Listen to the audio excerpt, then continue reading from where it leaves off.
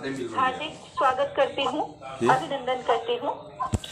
अखिल मंडलाकारं व्याप्तं येन चराचरं तत्पदं दर्शितं येन तस्मै श्री गुरुवे नमः। मूकं करोति वाचालं पंगुं लंघ्यते गिरिं यत्कृपातम् अहं वन्दे परमानंद माधवम्। ईश्वर की कृपा से हम संस्कृति संवर्धन संस्थान द्वारा आयोजित पंडित परमहंस गणेश नारायण जी बावलिया बाबा के चरित्र के विषय में आज जानने हेतु सभी इस संस्थान द्वारा आयोजित इस वर्चुअल सभा में एकत्रित है। मैं सभी पधारे हुए अतिथिगणों का संस्थान की ओर से हार्दिक स्वागत करती हूँ, अभिनंदन करती हूँ। कार्यक्रम में सर्वप्रथम मैं आमंत्रित करती हूँ संस्थान के संयोजक श्री मदन मोहन शास्त्री जी को कि वे आएं और पधारे हुए अतिथिगणों का स्वागत करते हुए संस्थान का परिचय और कार्यक्रम की रूपरेखा को एक प्रस्तुत करें। श्रीमान मदन मोहन जी शास्त्री। धन्यवाद। कृष्णं कृष्णसखं कृष्णं कृष्णद्वैपायनं मुनिं कृष्णाश्रयां सतीं कृष्णं वन्दे कृष्णचतुष्टयीम्।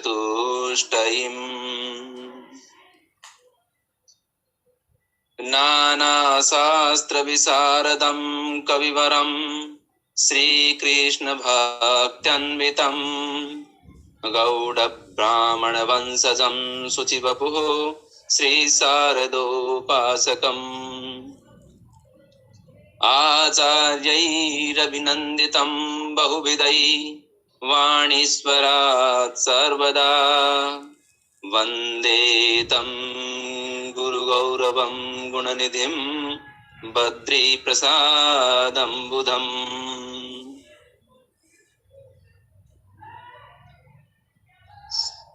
आज की इस वर्चुअल सभा में मुख्य वक्ता के रूप में हमारे मध्य विराजमान हैं प्रोफेसर राजेंद्र प्रसाद शर्मा जी, जिन्होंने राजस्थान विश्वविद्यालय के अंदर दर्शन विभागाध्यक्ष पद को अलंकृत किया। संप्रति समन्वयक उच्च अध्ययन केंद्र पर कार्यरत हैं। डॉक्टर भावना शर्मा जी, जो कि अनेक विश्वविद्यालयों से संबद्ध महाविद्यालयों में अध्यापन कार्य करवाती रही हैं। सांप्रतम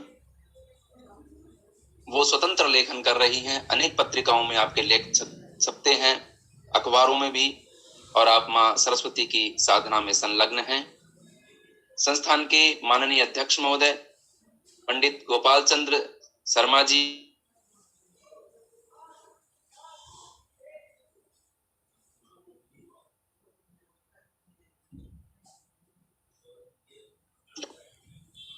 निर्देशक महोदय प्रोफेसर शिवचंद्रनाथ त्रिपाठी गुरुजी व संस्थान के प्रधान संरक्षक वादरायण धर्म दर्शन पीठ प्रपूर्णा के अध्यक्ष पूज्याचार्य पितृचरण आचार्य पंडित श्री प्रभुदत्त शास्त्री जी, जिनका अहरनिश आशीर्वाद संस्थान को प्राप्त होता रहता है।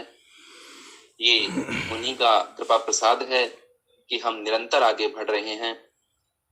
तथा विद्वान श्रोता व विदुषी बहनों, आप सभी की गरिमामय उपस्थिति से यह संस्थान आह्लादित है। आप सभी के श्री चरणों में प्रणाम करता हुआ संस्थान की ओर से हार्दिक स्वागत करता हूँ, अभिनंदन करता हूँ।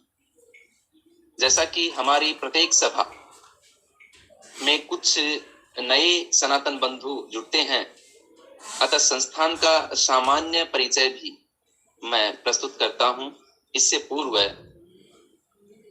सबसे पहले, और यह जो वर्चुअल सभा का आयोजन किया जा रहा है, पंडित गणेश नारायण जी बावलिया बाबा चिड़ावा वाले, ये एक महान अघोरी संत हुए हैं।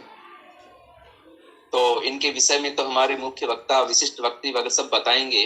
इनके भी श्री चरणों में मैं साष्टांग प्रणाम करते हुए प्रार्थना करता हूँ कि संस्थान से जुड़े हुए सभी लोग स्वस्थ रहें और उन्नति को प्राप्त करें। इसके साथ ही मैं संस्थान के परिचय के रूप में 2 मिनट के लिए आपको एक रूपरेखा जो है हमारी वो प्रस्तुत कर देता हूँ। आचार्य पंडित बद्री प्रसाद शास्त्री जी के संस्मरण में स्थापित किया गया। पहले मैं थोड़ा आचार्य जी के व्यक्तित्व के बारे में 2 लाइन बता देता हूँ। आचार्य पंडित बद्री प्रसाद शास्त्री असाधारण प्रतिभा संपन्न भारत के उन प्रमुख विद्वानों की श्रेणी में अग्रगण्य हैं जिन्होंने संस्कृत भाषा पर पूर्ण अधिकार के साथ साथ कुशल राजनीतिक दक्षता, निस्वार्थ समाज सेवा, उच्च कोटि की साहित्य आराधना, जीव मात्रोत्थान हेतु दार्शनिक चिंतन व योग साधना जैसे दुर्लभ गुणों को एक साथ धारण करते हुए निरंतर समाज सेवा की है। जिस तरह यह शास्त्रों में अबाध गतिधारक प्रौढ़ रचनाकार व कुशल व्याख्याकार रहे हैं, उसी तरह पंच भौतिक शरीर छोड़ देने पर भी अपने उदात्त भावों व जीव मात्र के प्रति उपकार भावना के कारण जन जन के हृदयों पर राज करते हैं। आज भी लोग इनके सामाजिक व्यवहार को याद कर समाज में इनका उदाहरण देते हैं, जो कि इनके यशः काय की उपस्थिति को प्रदर्शित करता है। इनके संस्मरण में जो संस्थान चल रहा है, इसके मुख्यतः है, जैसा कि हमारा जो आदर्श वाक्य है, संस्कृतम संस्कृतिश्चैव श्रेयसे समुपाश्यताम्, इसी से ज्ञापित होता है कि हमारा मुख्य उद्देश्य है संस्कृत सेवा और संस्कृति संवर्धन। संस्कृति सेवा, हमारी संस्कृति के अंदर पर्यावरण, प्रकृति, जल संरक्षण, गौ सेवा, संस्कृत सेवा, संस्कृत सेवा से साहित्य सेवा, पुस्तकालय इत्यादि, ये सारी चीजें इसमें आ जाती हैं। योग साधना शिविर इत्यादि, ये सारे कार्यक्रम हमारे करवाए जा रहे हैं। विगत 1 वर्ष से ज्यादा समय हो गया है और लगभग हम 60 से 70 सेमिनार इसमें कर चुके हैं, जो कि वर्चुअल भी हैं, ऑफलाइन भी हैं। हमारे कई कार्य हैं, कोरोना के अंदर भी कार्य किए हैं। अब बहुत लंबा समय हो जाएगा, इसलिए मैं ज्यादा इसके बारे में नहीं बोलूंगा अभी। और संस्थान का सामान्य सा परिचय मैंने दिया। इसके बाद में आज की जो ये कार्यक्रम है, इसको हमने अध्यात्म श्रृंखला के नाम से एक सीरीज प्रारंभ की है, श्रृंखला प्रारंभ की है, जिसमें प्रत्येक रविवार या शनिवार, जो भी, अभी तो रविवार को तय किया गया है, तो प्रत्येक रविवार 7-8 दिन से हम एक भगवान और भक्त और भक्ति तीनों का अन्योन्याश्रय संबंध है, इसलिए इनका भक्त का गुणगान भी भगवान का गुणगान है। तो हम इसमें ऐसे भक्त जो क्षेत्रीयता के आधार पर जाने जाते हैं, वो क्षेत्रीय नहीं है, वो सबके लिए हैं। ऐसे जो भक्त हैं जिनको सम्मुख लाना, जैसे बावलिया बाबा हैं, बहुत प्रसिद्धि है, बहुत इनके साथ में कहानियां हैं, उनसे हम अवगत होंगे और उनको जानेंगे कि कैसे इनसे किस तरीके से उन्होंने विरक्ति ली, एक गृहस्थ होकर के इतने बड़े उस पर पहुंचे, ये योगी बने। ये सारी चीजें हम जानेंगे इसमें। तो हमने इस सीरीज में प्रत्येक रविवार को एक महान भक्त या संत, प्रसिद्ध संत के ऊपर कुछ ना कुछ उनके चरित्र का गुणगान करने का एक मानस बनाया, जिसकी परिणति आज से प्रारंभ हो रही है। तो प्रथम बावलिया बाबा जी के श्री चरणों में प्रणाम करता हुआ मैं सभी के स्वस्थ जीवन और यशस्वी जीवन की कामना करता हुआ, सभी को प्रणाम करता हुआ और सबका हार्दिक अभिनंदन और स्वागत करता हूं। और इसके साथ ही मैं अब मधु दीदी से निवेदन करूंगा कि आगे का कार्यक्रम संचालित करें। धन्यवाद। बहुत बहुत धन्यवाद। जिस तरह आपने जाना कि श्री मदन मोहन शास्त्री जी ने संस्थान का परिचय और पधारे हुए सभी अतिथिगणों का स्वागत किया, मैं एक बार पुनः आप सभी का हार्दिक अभिनंदन करती हूँ, स्वागत करती हूँ। जैसा कि आपको विदित है कि आज हमारा जो विषय है वो है पंडित गणेश नारायण जी, जो कि चिड़ावा के एक अघोरी संत रहे हैं और बहुत प्रसिद्धि इन्होंने प्राप्त की है। माना जाता है कि माँ दुर्गा ने स्वयं इन्हें दर्शन दिए और शिव की उपासना का आदेश दिया। अधिक विस्तार न करते हुए मैं आमंत्रित करती हूँ आज हमारी इस सभा के मुख्य वक्ता डॉक्टर राजेंद्र प्रसाद जी शर्मा को, जो समन्वयक उच्च अध्ययन केंद्र दर्शन विभाग राजस्थान विश्वविद्यालय जयपुर से हैं। इसके पहले मैं आप सभी को अवगत करवाना चाहूंगी कि कार्यक्रम के दौरान अगर आपके मन में कोई प्रश्न उठता है तो इस हेतु हमारे संस्थान ने अंत के जो 5-10 मिनट है वो प्रश्नकाल हेतु प्रस्तावित किए हैं। यदि श्रोताओं के कोई भी प्रश्न हो तो आप कमेंट बॉक्स में कमेंट कर सकते हैं, मैसेज कर सकते हैं। कार्यक्रम जब समाप्त होने वाला होगा उससे पहले आपकी जो जिज्ञासा है उनका समाधान किया जाएगा। तो मैं आमंत्रित करती हूँ डॉक्टर राजेंद्र प्रसाद जी शर्मा, जिनका निर्देशन, जिनका मार्गदर्शन हमें समय समय पर प्राप्त होता रहता है। आशा है आगे भी ऐसे ही प्राप्त होता रहे। आमंत्रित है डॉक्टर राजेंद्र प्रसाद जी शर्मा गुरुजी। आ ब्रह्मांड पिपीलिकांत तनुभृत सुदृंभमाणा स्फुटम जाग्रत स्वप्न सुषुप्ति भासकतया सर्वत्रया दिव्यति सा देवी जगदंबिका भगवती श्रीराजराजेश्वरी श्री विद्या करुणानिधि शुभकरी भूया सदा श्रेयसे आनंदमानंदकरं प्रसन्नं ज्ञानस्वरूपं निधबोधरूपं योगीन्द्रमीड्यं भवरोगवेद्यं श्रीमद्गुरुं नित्यमहं भजामि। श्रीमद्गुरुं नित्यमहं भजामि। आज के इस कार्यक्रम के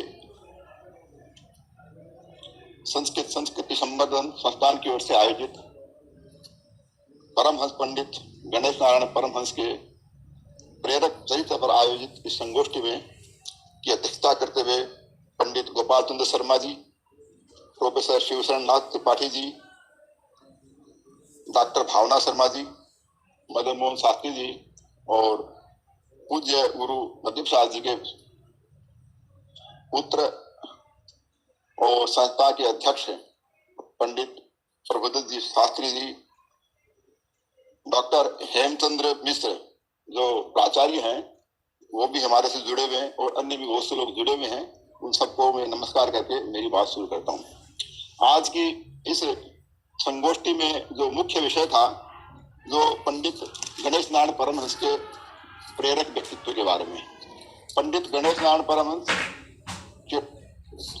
झुंझुनू जिले के बुगाला ग्राम में जन्मे और उन्होंने संस्कृत अध्ययन किया और उन्होंने साधनाएं की और उनकी जो साधना है उन साधना के द्वारा उन्होंने एक शिवता प्राप्त की। जीव से शिव की यात्रा उनकी हुई। वो जीव थे और जीव से शिव तक, यानी जो परम शिव है उस परम शिव को प्राप्त कर दिया। ये जो ये साधना थी, ये शाक्त साधना थी। साधना जो शाक्त साधना थी, ये शाक्त दर्शन को मानते थे। इन्होंने पहले नवलगढ़ में देवी का अनुष्ठान किया, किंतु उसमें व्यवधान कर दिया गया तो उनको दर्शन नहीं हुए। बाद में इन्होंने बूढ़ागौर जी के पास फिर शमशान काली की साधना की और उसके बाद में चिड़ावा आए। इनकी जो साधना थी वो किस साधना थी, तो वो शक्ति के उपासक थे और शक्ति का उन्होंने उपासना की और इनके बारे में जो प्रसिद्धि हुई कि ये दया इनका मंत्र था और दया मंत्र से इन्होंने जो डामर तंत्र का मंत्र था उस मंत्र के द्वारा इन्होंने सिद्धि प्राप्त की। इनके जीवन में क्या प्रेरणा मिलती हमें, उस समय का युग था, उस समय इसी तरह पश्चिम बंगाल में रामकृष्ण परमहंस हुए, वो भी शक्ति के उपासक थे। और एक और तारापीठ में जो शाक्त हुए जिनका नाम वामाक्षेपा, उनको भी लोग पागड़ी कहते थे। तो उस तरह इन्होंने तंत्र दर्शन से, आगम दर्शन से इन्होंने सिद्धि प्राप्त की। इनको वैदिक दर्शन से सिद्धि नहीं मिली, वैदिक साधना पत्ति इनके काम नहीं आई, पौराणिक भी काम नहीं आई और लास्ट में इन्होंने तंत्र को सहारा लिया। तंत्र साधना जो होती है उस तंत्र में शब्द ब्रह्म की उपासना होती है। तंत्र वस्तुतः शब्द ब्रह्म है। शब्द ब्रह्म कोई सरस्वती कहते हैं और शब्द ब्रह्म को जिसने उपासना कर ली वो पर ब्रह्म को प्राप्त कर लेता है। वैष्णव साधनाएं जितनी भी है, वैष्णव साधना या और जितने भी दर्शन है, उनमें साधनाओं में भगवान जो है वो भगवान की भक्ति प्राप्त करते हैं। वो मुक्ति नहीं चाहते, भक्ति चाहते हैं। पर शाक्त साधना में ये मानते हैं कि वो खुद व्यक्ति शिव बन जाए इसी जन्म में, अगला जन्म नहीं, इसी जीवन में, और शीघ्र ही उस शिवता को प्राप्त कर ले, शिव में उसमें कोई अंतर नहीं रहे। तो ये शाक्त दर्शन कहलाता है, इसको शाम्भव वेदांत कहते हैं। इस शाक्त वेदांत में इसी जन्म में शिव को प्राप्त करना है, अगला जन्म नहीं लेना, इसी जन्म में हम शिव को प्राप्त कर लें। और संसार की जो समस्त वस्तुएं हैं, उन वस्तुओं में भी शिव है, हर चीज में शिव है। जब हम कहते हैं सर्वम खलमिदं ब्रह्म है नेह नास्ति किंचन, कि संसार के प्रत्येक तत्व में ब्रह्म है। भगवान गीता में कहते हैं कि जो प्रकृति है वो भी मैं हूँ, पुरुष भी मैं हूँ, सब चीज में भगवान ने एक अध्याय में पूरा कहा कि मैं सब में हूँ। तो गीता में जो शाक्त वेदांत है, गीता के अंदर शाक्त वेदांत है कि अहम विमर्शा है, पुरुषार्थ है कि अहम को जाने, अ से लेके ह तक ये वर्णमाला होती है। और इस वर्णमाला से जो समझ जाए कि समस्त वर्णमाला की जो साधना है वो शाक्त साधना कहलाती है। और इस शाक्त साधना में उन्होंने ड मंत्र की साधना की। ड मंत्र की कहते हैं एक अक्षर की भी आपने साधना कर ली, एक अक्षर की साधना कर ली तो आप ब्रह्मा विष्णु महेश बन जाते हैं।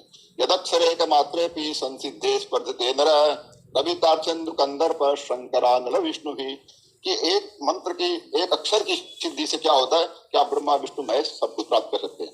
यानी मंत्र इसमें प्रधान होता है और मंत्र की साधना होती है। मंत्र की जो साधना होती है उसमें बाहरी आचार मुख्य नहीं होता है, वो मंत्र की साधना अंतर होनी चाहिए, हमारे प्रत्यक्ष श्वास के साथ होनी चाहिए और हमारी कुंडली जागरण होनी चाहिए। तो कुंडली जागरण जो होती है, कुंडली को जागरण कर लें, उसे पराशक्ति कहते हैं व्याकरण दर्शन में, की जो पराशक्ति है, जब पराशक्ति उद्बोधित होती है तो वो शिव से मिलती है। शिव उसका लक्ष्य है, शिव है ब्रह्म और ब्रह्म से पराशक्ति मिलती है।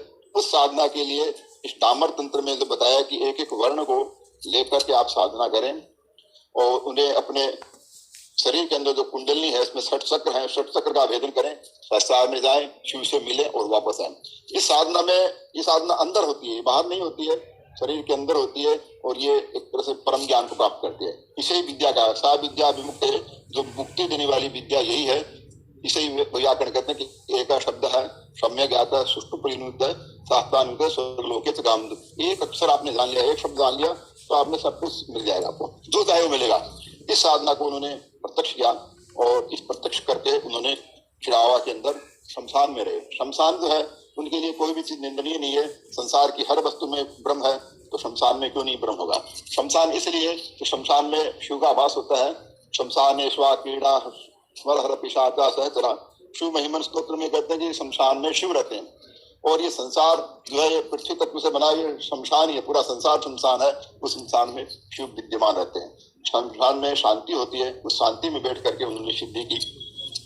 नीले वस्त्र धारण करते थे, उसमें मना था कि नीला वस्त्र धारण नहीं करना चाहिए, नीला वस्त्र धारण करते थे।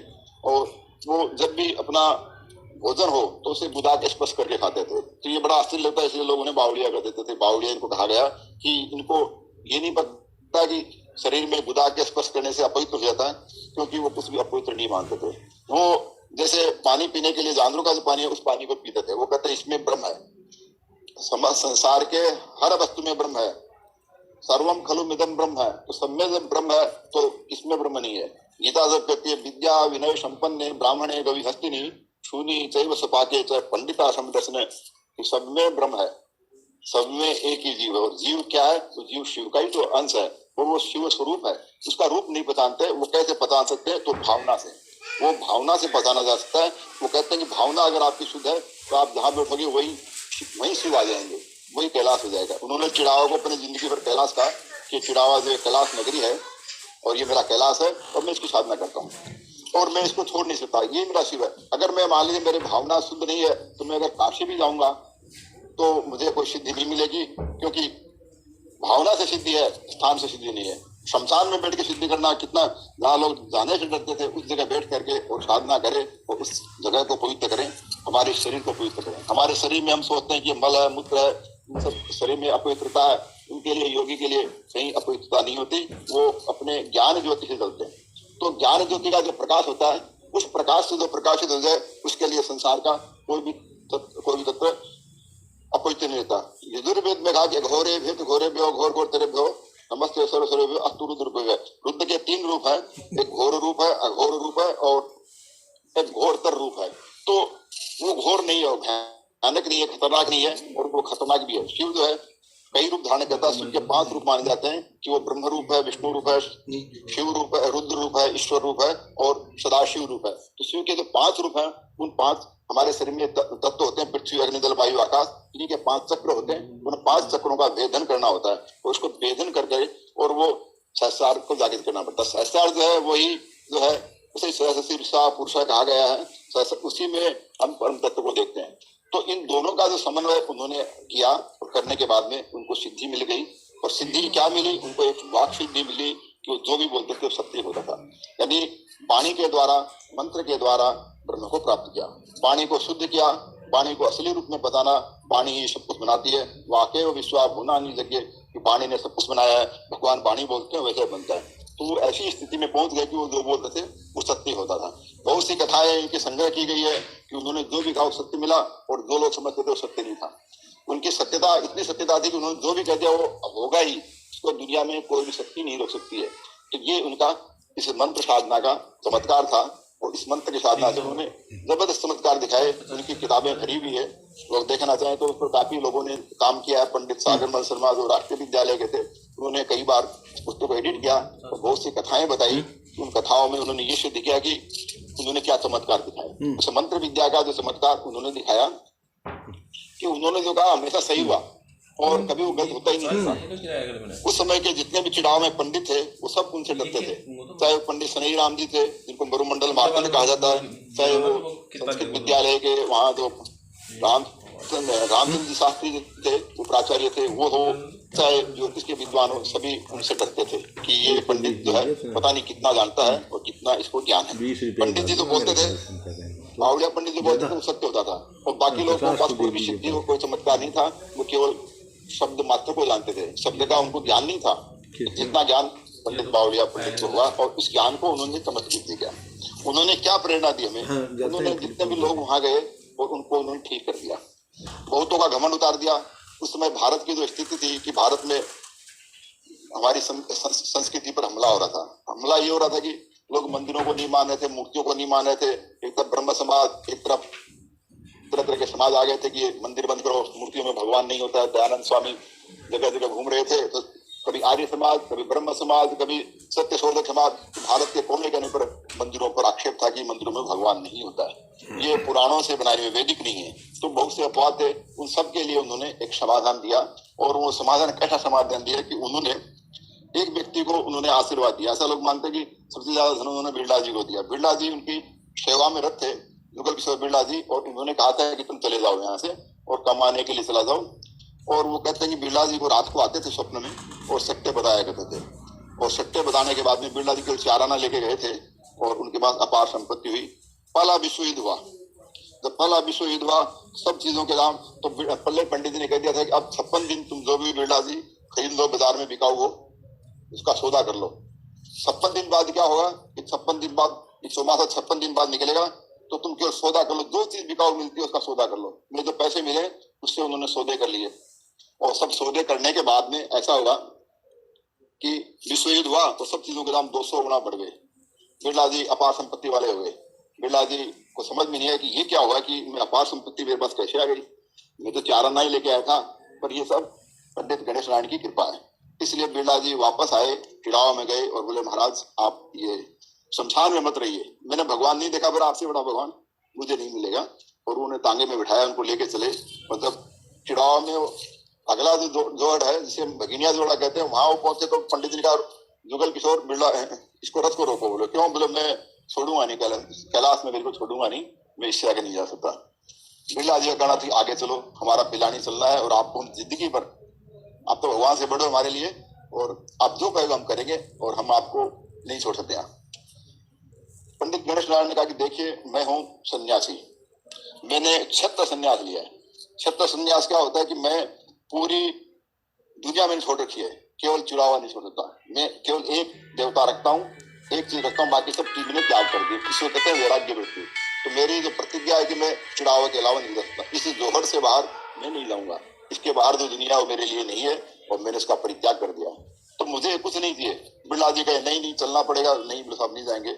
लास्ट में बिरला जी बड़े दुखी हुए और बोले कि महाराज आप यहीं से देख लो बिरला जी हमारे नगरी को, तो बोले यहीं से दिखा दे। तो वहां उन्होंने गणेश लाल की स्थापना की और बिरला जी को उन्होंने अपना वो दिखाया कि देखिए बिरला जी ने दिखाया कि ये मेरी पिलानी है और वहां मेरे लिए। पर वो वापस बिरला जी बड़े परेशान थे कि अगर ये जो धन मुझे मिला है, जुगल किशोर जी की भी ये धन मिला है, ये धन कहीं ऐसे तो गायब नहीं हो जाएगा कि जिस तरह मिनटों में आया मिनटों में चला जाए। तो वो चाहते थे कि पंडित घनश्याम के पीछे काफी रहेगी, नहीं साहब आपको कुछ करना ही पड़ेगा, आपको चलना पड़ेगा। वो नहीं जाता मैं कहीं भी, मेरे लिए शमशान पर्याप्त है, मुझे जो मिला हुआ बहुत है, इससे ज्यादा मुझे कुछ नहीं चाहिए, मुझे कुछ नहीं चाहिए, मेरी कोई डिमांड नहीं है। पर बिरला जी बोले कि साहब समस्या ये है कि अगर मैं जाता हूँ तो ये धन वापस चला जाएगा क्या? क्या ये धन तो आपका दिया हुआ है, ये सत्य है। तो उन्होंने कहा कि धन देखो तुम्हारा पूर्व जन्म का होगा, मैं माध्यम बना हूं। पर वो कहते थे नहीं साहब ये धन चला जाएगा, कब चला जाएगा, कैसे चला जाएगा, ये बताइए आप। तो उन्होंने समझाया कि ये जो धन है ये शिव की कृपा है और इस कृपा को याद रखो। तुम दो चीज मत बंद करना, एक तो करनी और एक वर्णी। कि करनी का अर्थ है कि तुम कुछ न कुछ करते रहना, नया नया निर्माण करते रहना, जिससे लोगों को कार्य मिलता रहे। इस हमारे क्षेत्र के जो लोग हैं वो सब नौकरी करेंगे, आप बड़े बड़े कारखाने खोलो, कंपनियां खोलो जिसमें ये लोग जाएं। तो करनी कभी एक दिन भी मत रोकना। अगर वो रोकोगे, तुम लोगों का भला नहीं करोगे तो धन किस लिए? तो धन का जो उद्देश्य है वो दान है, और उस धन के दान के लिए आप तरह तरह के कार्य करते रहोगे, एक दिन भी मत करना। दूसरा काम हमारी संस्कृति में क्या है कि जो मंदिर संस्कृति है उस पर खतरा, ब्राह्मण संस्कृति पर खतरा है। तो उन्होंने कहा कि तुम वर्णी को मत रोकना। वर्णी का अर्थ है कि तो जो भी धन तुम्हारे पास है उससे आप तरह तरह के मंदिर बनाइए, ब्राह्मणों को वृत्ति दीजिए, ब्राह्मणों की वृत्ति पर खतरा नहीं होना चाहिए, मूर्ति पूजा जो यथावत रहनी चाहिए, ये बड़ी समस्या है। तो उन्होंने दोनों बात स्वीकार कर ली कि बिरला जी का था कि जो भी धन मुझे प्राप्त हुआ उससे मैं दोनों काम कभी बंद नहीं करूंगा, तो मेरी पीढ़ी भी नहीं करेगी। इसके बाद बिरला जी ने पूरी देश में एक श्रृंखला लगाई, जिस तरह स्वामी विवेकानंद ने रामकृष्ण परमहंस की जो इच्छाएं थी उनको फैलाया चारों तरफ, उसी तरह बिरला जी ने जो पंडित जी की दो इच्छा थी, मूलभूत इच्छाएं, उनका प्रसार किया और संस्कृति का एक प्रेरक उदाहरण दिया। बिरला जी ने जगह जगह मंदिर बनाए, जहां भी कहीं हो हिंदुस्तान चैरिटेबल ट्रस्ट बनाया, और जहां भी कोई सार्वजनिक कार्य हो उसके लिए वो धंधे तेरे खुद किराए में रहते थे। खुद के लिए मकान नहीं बनाया उन्होंने, बहुत दिनों तक किराए में रहे। पर कहीं भी मंदिर बनाने की बात हो, तालाब बनाने की बात हो, जोड़े बनाने की बात हो, जयपुर में बहुत से उन्होंने मंदिर बनाए, या तो जयपुर में कनक वृंदावन बनाया उन्होंने, बिरला ऑडिटोरियम बनाया, और उन्होंने केदारनाथ का मंदिर बनाया। जहां भी आज भी उनका ये है कि कोई भी मंदिर हुआ अगर हमें सब पूछता है, सहायता मांगता, हम तुरंत देंगे, हम पूरा कार्य इसका करेंगे। तो ये पंडित जी के जो शिष्य बनकर के बिरला जी ने जो काम किया, बिरला जी के परिवार ने आज भी किया। बिरला जी के जो पुत्र हुए घनश्याम दास बिरला, उनके पास मदन मोहन मालवीय जी गए कि साहब मैं एक हिंदुओं की यूनिवर्सिटी नहीं बढ़ाना चाहता हूँ, तो आप हमें इसमें सहयोग दीजिए। तो उस समय घनश्याम दास बिरला ने कहा कि मुनीम जी चेक बुक ले आओ, और चेक बुक ले आओ, मदन मोहन मालवीय के सामने रख दी, बोले आप इसमें जितना रुपया चाहे भर लें, जो आपकी इच्छा भर लें। उन्होंने रुपये भरे, तो उन्होंने 10 लाख रुपये भर दिए। उस जमाने में आज से 100 वर्ष पहले 10 लाख रुपये भर दिए। बोला कि मैं 10 लाख रुपये चाहता हूँ, कम करना दो, कम कर दो, तुम जितना चाहो काट सकते हो। श्यामदास जी बोले कि देखो ये आपकी इच्छा हुई है पंडित जी, आपकी इच्छा हुई है, आपने 10 लाख मांगे तो वो तो हमें देने ही है, पर मेरी इच्छा भी बाकी है। हम लोग जो भी कमाते हैं किस लिए कमाते हैं, तो हम भी ये चाहते हैं कि हम लोग, हमारा जो पूर्वजों ने जो निर्धारित किया, पंडित जी ने निर्धारित किया कि हम अपने धन को इसी काम में सदुपयोग में डालेंगे। तो मैं इसके लिए 2 चीज आपसे परमिशन चाहता हूँ कि काशी हिंदू विश्वविद्यालय में एक मंदिर बनना चाहिए विश्वनाथ जी का, और वो मंदिर भारत का सबसे ऊंचा मंदिर बनना चाहिए। दूसरा, वहाँ जो संस्कृत विद्यालय है वो संस्कृत विद्या प्राच्य विद्या संकाय बने, उसका पूरा पैसा मैं दूंगा, जुगल किशोर जी की आदमी, तुम 2 मुझे परमिशन चाहिए। बाद में उन्होंने 226 फुट ऊंचा उसका शिखर बनाया मंदिर का, विश्वनाथ जी का मंदिर का। और काफी विरोध हुआ, लोगों ने, बनारस के पंडितों ने कहा कि ये बिरला जी मंदिर क्यों बना रहे हैं, यूनिवर्सिटी में मंदिर का क्या काम है, तो इसमें बिरला मंदिर बन जाएगा तो हमको ये ठीक नहीं लग रहा है। तो बिरला जी आए, बोले देखो मैं कोई मेरे लिए नहीं बना रहा हूँ, संस्कृति की बात है, आप लोग 2 चंदा चाहे दीजिए, आपको जो भी चंदा, उन्होंने सब पंडितों ने वहां चंदा दिया। तो उन्होंने लिखा, बिरला जी ने उसमें लिस्ट दी कि इस पंडित ने 1100 दिए, इसने 500 दिए, इसने 2100 दिए।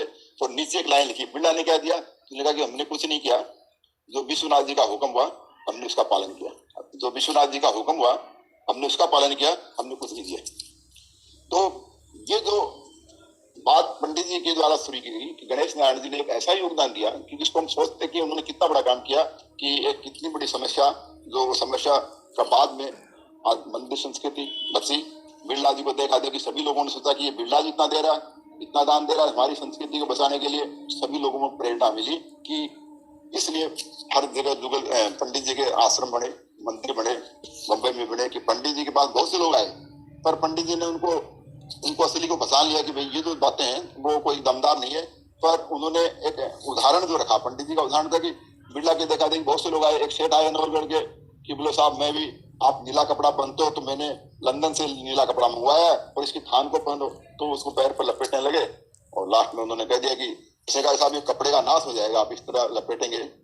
तो पंडित जी बोले देख मैं तेरी मौत मान रहा था, अब तू मरना ही चाहता तो मैं क्या करूंगा, खोल देता हूँ, कपड़ा खोल दिया, जाओ मर जाओ। तो तुरंत मर गए। तो उन्होंने बहुत से लोगों को सुधार दिया कि जो लोग अपने गर्व में आते थे, अभिमान में आते थे कि पंडित जी को क्या आता है, तो सब उनके सामने ठंडे हो जाते थे। वहां उसमें एक नए पढ़ के आए गुजहारी लाल जी डॉक्टर, तो वो डॉक्टर साहब एक दिन पंडित जी रास्ते में बैठे थे और गुजहारी लाल जी डॉक्टर साहब ऊंट पर जा रहे थे किसी रोगी को देखने, तो उनका साइड में बैठा करो, गेले पर क्यों बैठे हो, रास्ते पर क्यों बैठे हो। तो पंडित जी बोले तू कौन है, बोले मैं डॉक्टर गुजहारी लाल हूँ, लंदन पढ़ के आया हूँ। बोले अच्छा तुम लंदन पढ़ के आए हो, क्या करने जा रहे हो, बोले साहब रोगियों को ठीक देखने जा रहा हूँ। बोले ठीक है। उसके बाद में कुछ दिन बाद में गुजहारी लाल जी के साथ ऐसा हुआ कि उनके पेट में दर्द होने लगा, भयंकर दर्द। उनके समझ में नहीं क्या दर्द है, क्यों है। जयपुर के स्वाइन मानसिक हॉस्पिटल में चेक कराया तो डॉक्टर ने कहा कि आपके अल्सर हो गया, आपके पेट में अल्सर हो गया और इस अल्सर को ऑपरेशन होगा और कोई उपाय नहीं, आप बचोगे नहीं। तो वो तय हो गया कि सुबह आज ऑपरेशन होगा और सब तैयारी हो गई। सुबह उनको रात को सपना आया और बड़े साहब पंडित जी हंसते हुए बोले अरे भाई डॉक्टर तेरा खुद का इलाज क्यों नहीं करता है, तो लोगों का इलाज कब करेगा, पहले तेरा तो कर ले। पंडित गुजहारी लाल की आंख खुल गई, बोले ये क्या हुआ, हम तो डॉक्टर बन के आए थे और ये क्या कर रहा है कि तू खुद का इलाज तो कर ले, दूसरों का इलाज क्या करेगा तू। तो उठे और बोले साहब मेरे को डिस्चार्ज कर दो। बोले साहब आप इस हालत में नहीं हो, चुरावा नहीं पहुंच पाओगे, तो साधन से जाओगे आप बचोगे नहीं। बोले मैं चला बच जाऊंगा। जाके पंडित कृष्णान के चरणों में पड़ गए कि साहब मेरी गलती हुई। गणेश दास ने वहां से फंस उठाई अपने से, बोला ये लो हो गई मेरे, ठीक जाओ भाई जाओ, ठीक है तुम। तो उन्होंने बताया कि तुम तो इसको विद्या समझ रहे हो, अंग्रेजी विद्या को, विद्या हमारे सामने कुछ भी नहीं है, कि तुम जिस विद्या का गर्व करते हो वो विद्याएं कुछ भी नहीं है। जो लोग सोचते हैं कि हम लोग बड़े हैं, तो वो गर्व जो है वो उन लोगों में होता है जो उसका मूल तत्व परम तत्व तक जो लोग नहीं पहुंचते हैं। और पंडित गुजहारी लाल जी जिंदगी भर उनके साथ सेवा करते रहे कि उनको लगा कि ये असली विद्या है, कि इनकी असली विद्या है। वो वहाँ एक विद्यालय, संस्कृत विद्यालय था जिसमें रामजी लाल जी पढ़ाते थे, उनके पास भी जाते थे। रामजी लाल जी वहाँ परेशान दिखे तो उन्होंने कहा कि एक मंत्र जपो तो आपकी सब परेशानी बोले वित्तीय संकट दूर हो जाएंगे। और उस मंत्र को जपने से उनके समुचे वित्तीय संकट दूर हो गए। बुलावा आ गया, कलकत्ते बम्बई गए, खूब धन कमा के लाए। पर उस मंत्र के साथ उन्होंने एक शर्त थी कि इस मंत्र को आप एक दिन छोड़ोगे नहीं, छोड़ते मंत्र भूल जाओगे। जिस दिन छोड़ा मंत्र भूल गए, तो दोबारा आए तो उन्होंने नहीं बताया कि नहीं। तो उनका जो रूप है, पंडित का जो रूप है, वो भावना जी ज्यादा अच्छी तरह से बताएंगी कि उनकी मैंने बात चर्चा नहीं की है। पर उनका जो सिद्धांत था कि वो तंत्र के सिद्धांत में थे और तंत्र के सिद्धांत में उन्होंने अपनी जो है शक्ति को जागृत किया और भेदभाव को, उनका कि जब ये सिद्धांत है अद्वैत वेदांत है, अद्वैत वेदांत है, शाक्ताद्वैत कहते हैं इसे। ये शाक्ताद्वैत का सिद्धांत है कि सब कुछ मैं हूँ, मेरे से भिन्न कुछ नहीं है। जो शक्ति है वो शब्द शक्ति है, शब्द शक्ति की आराधना से सब शक्तियां होती है। तो वैदिक सिद्धांत है ये। तंत्र आगम जो वेदों से भी मिलता है, ये दोनों तरफ से मिलता है। ये तंत्र में भी है, वेदों में है। वो वामाचारी नहीं थे, दूसरा लोग समझते कि वाम मार्गी थे, वाम मार्गी वो नहीं थे।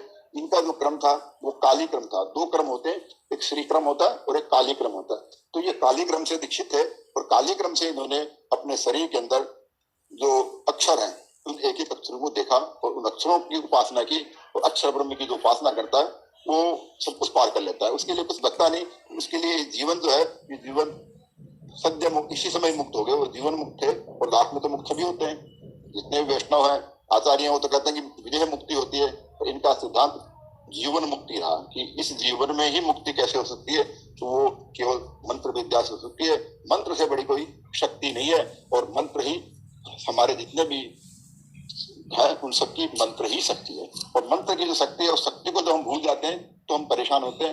मंत्र सर्वकारी करता है। मंत्र जो है, मंत्र के जो अक्षर हैं, एक अक्षर भी काम करता है। मंत्र में टोटल जो 52 अक्षर होते हैं, वर्ण मात्रिका कहलाती है। इन वर्ण मात्रिका को 52 को हम षटचक्र में देख लें चाहे सहस्रार में देख लें, उनको देखने से, उनको देखने मात्र से और साक्षात्कार हो जाता है। और जो असल में तत्व क्या है, तो ब्रह्म निर्गुण है। कुछ लोग निर्गुण मानते हैं, कुछ लोग सगुण मानते हैं। जो निर्गुण माने सगुण माने वो जैसा सोचेंगे वैसा ही बन जाएगा, क्योंकि वो भावना से बनता है। इस मंत्र सिद्धि में भावना होती है, गुरु के प्रति भावना होती है और शांति होती है। हमारी 3 अवस्थाएं होती है प्रत्येक आत्मा की, जागृत, स्वप्न और सुषुप्ति। चौथी अवस्था तुरीय अवस्था कहलाती है। जागृत इच्छा में हम जो देखते हैं, तो जागृत इच्छा में हमारे अंदर इच्छाएं होती है, इच्छा शक्ति का राज्य होता है। जब हम स्वप्न में होते हैं तो उसमें हमें ज्ञान शक्ति होती है, खाली ज्ञान होता है, इच्छा नहीं होती है।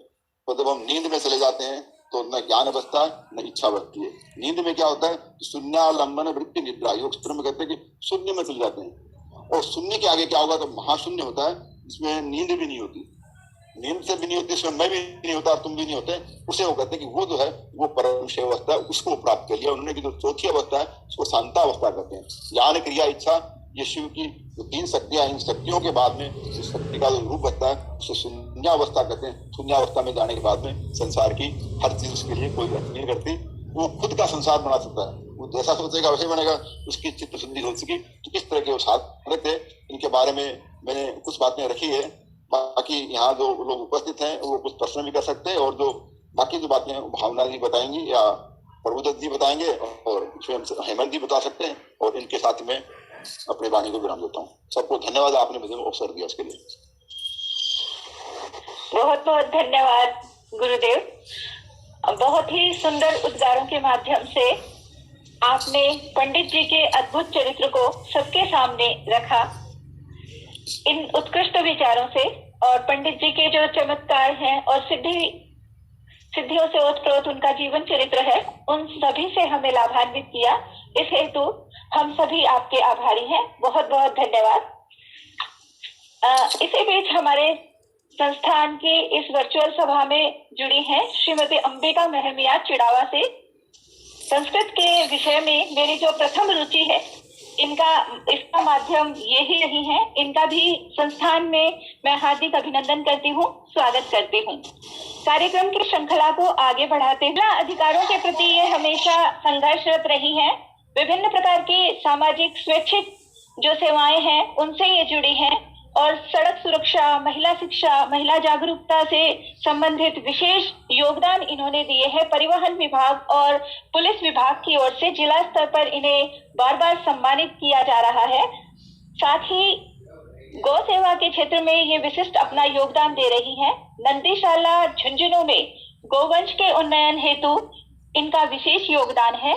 पर्यावरण, दिव्यांग परमहंस समिति, ऐसे विभिन्न प्रकार की जो एनजीओ हैं उनसे ये जुड़ी हुई है। स्वतंत्र लेखिका है। लगभग 200 के करीब जो इनके जो लेख हैं वो राष्ट्रीय और अंतर्राष्ट्रीय स्तर पर प्रकाशित है। इनके जो योगदान है समाज को, इनकी श्रृंखला बहुत लंबी है। अधिक विस्तार न करते हुए मैं आमंत्रित करती हूँ डॉक्टर भावना शर्मा को कि वो अपने उद्बोधन के माध्यम से हमें लाभान्वित करें। डॉक्टर भावना शर्मा। बहुत बहुत धन्यवाद डॉक्टर मधुबाला बजाज जी। और मुझे बहुत ही गर्व महसूस हो रहा है कि आज संस्कृत संस्कृति संवर्धन संस्थान जयपुर से मैं जुड़ पाई हूँ, और जिनके बारे में मैं जानती हूँ कि आचार्य ये पंडित श्री बद्री प्रसाद शास्त्री जी जो पपूर्णा के हैं, जीते जी इन्होंने निस्वार्थ समाज सेवा की, जीव पारायण सेवा की। और बहुत ही सुखद है कि आज ये संस्था के रूप में एक संस्कृति की सेवा कर रहे हैं। बहुत कम शुभ अवसर मिलता है कि हम जीते जी बहुत कुछ प्राप्त कर लेते हैं, लेकिन हम ये जो जीव शरीर है उसे त्यागने के बाद भी हम अगर कुछ अच्छा कर पाए और सृष्टि को कुछ दे पाए। देखा जाए अभी मेरे को मदन मोहन शास्त्री जी का जो उन्होंने जो उद्बोधन दिया उसमें उन्होंने बताया कि 60-70 कॉन्फ्रेंस हो चुकी है। यानी ये संस्था साल भर में इन्होंने एक बसंत देखा है और ये बरकत वृक्ष बनती जा रही है। और कहा जाए तो भक्ति वृक्ष है तो भक्ति रसधारा है। और भक्ति जो रसधारा, क्योंकि एक वृक्ष अगर उसमें रस नहीं हो तो वो ठूठ हो जाता है, क्योंकि एक वृक्ष की जीवंतता उसकी रसधारा से ही पल्लवित होती है। जो जीवन की संस्कृति या संस्कृति को सृष्टि के रूप में चलायमान है कहा जाए कि संस्था के जो डाल डाल से जुड़े हुए साख को भी मैं नमन करती हूँ, प्रणाम करती हूँ। और नमन करती हूँ डॉक्टर राजेंद्र प्रसाद शर्मा जी, जिन्होंने बहुत ही सुंदर वक्तव्य के माध्यम से मतलब इस कार्य को ये दिखाया कि उनकी जो जीवनी भी कहाँ कहाँ ये जन्मे और कहाँ जो एक आध्यात्म की जो पराकाष्ठा है वहां तक वे चले। और मैं वास्तव में बड़ी मुग्धावस्था में मैं देखती जा रही थी, सुनती जा रही थी कि कहीं भी वो रुके नहीं और कहीं भी उन्होंने मतलब जो एक अध्यात्म का जो एक परिचित्रण शुद्धतम परिरूप होता है कि जीव शिव तक पहुंचने वाला, जीव रूप में बावड़िया बाबा जी जन्म लेते हैं और शिव तक पहुंचने वाला, और जो शिव की जो चारित्रिक पृष्ठभूमि पर जो उन्होंने प्रकाश डाला, मैं उन्हें नमन करती हूँ, प्रणाम करती हूँ।